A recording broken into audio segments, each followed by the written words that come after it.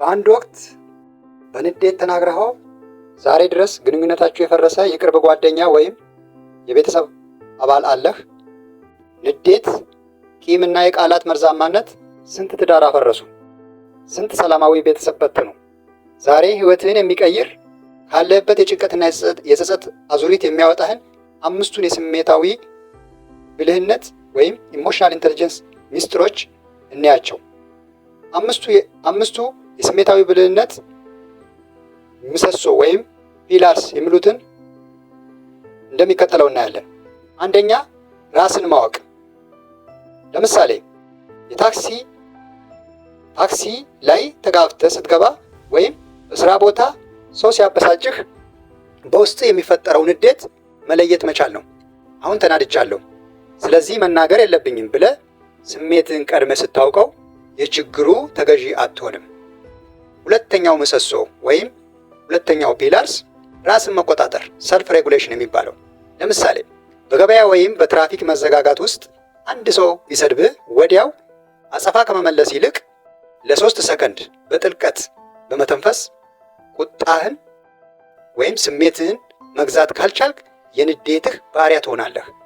በዚህ በሁለተኛው ምሰሶ ላይ ራስን መቆጣጠር ወይም ሰልፍ ሬጉሌሽን የሚባለው ነጥብ ላይ የተለያዩ ምሳሌዎችን ስንወስድ ብዙ ትዳር የፈረሰው ብዙ ሰዎች ራሳቸውን ካለመግዛት ራሳቸውን መቆጣጠር አቅቷቸው በወህኒ ቤት ይገኛሉ።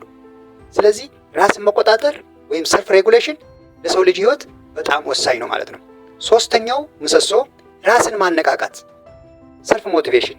ለምሳሌ በሀገራችን ባለው አስቸጋሪ የኑሮ ሁኔታ ወይም የስራ አጥነት ጫና ሳይበገሩ ነገ የተሻለ ቀን ይሆናል ብሎ በውስጥ ተነሳሽነት መነሳት ውጫዊ ሁኔታዎች ሳይሆኑ የውስጥ ራዕይ እንዲመራ ማድረግ።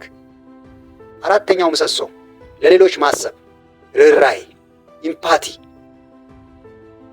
ራስን በሌሎች ቦታ ሆነው ማሰብ ማለት ነው። ለምሳሌ አንድ የሱቅ ሻጭ ወይም የአውቶቡስ ረዳት ፊቱ ኮስተር ቢልብህ ዛሬ ምን አጋጥሞት ይሆን ብለህ ምናልባት ቤተሰቡ ታሞበት ይሆናል ብለህ በሱ ቦታ ሆነህ ማሰብ ማለት ነው። እኛ ኢትዮጵያውያን ለሰው መራራት ባህላችን ነው። ይህንን በተግባር ማሳየት። አምስተኛው ምሰሶ ማህበራዊ ክህሎት ወይም ሶሻል ስኪልስ የሚባለው ነው። ይህንን በምሳሌ ስናየው በአሁኑ ሰዓት ማህበራዊ ሚዲያ ላይ የምንሰነዝራቸውን ቃላት በጥንቃቄ መምረጥ፣ ሰዎችን ከማንቋሸሽ ይልቅ በሰላምና በንግግር መግባባት፣ በደስታም ሆነ በሐዘን ጊዜ አብሮነትን ማሳደግ። እንግዲህ እነዚህ አሁን ያየናቸው አምስቱ የስሜታዊ ብልህነት ምሰሶዎችን በራሳችን ላይ ካሳደግን ውጤታማ እንሆናለን። ወዳጆቼ፣ ስሜቶቻችንን መምራት ካልቻል ስሜቶቻችን እኛን መርተው ገደል ውስጥ ይጥሉናል። ዛሬውኑ ስሜታዊ መሆንን ማቆም፣ ብልህ መሆን። ይህ ቪዲዮ ህይወቱን እንዲቀይር የምትፈልገው አንድ የቅርብ ጓደኛ ላይ ሼር አድርግለት። በኮመንት መስጫው ላይ ደግሞ ካሉት አምስቱ ምሰሶዎች ወይም አምስቱ ነጥቦች አንተን በብዛት የሚያስቸግርህ የትኛው እንደሆነ ጻፍልን፣ አብረን እንወያይበት። ይህንን ቪዲዮ ከወደዳችሁት ላይክ፣ ሼር አድርጉት። ስላዳመጣችሁኝ አመሰግናለሁ።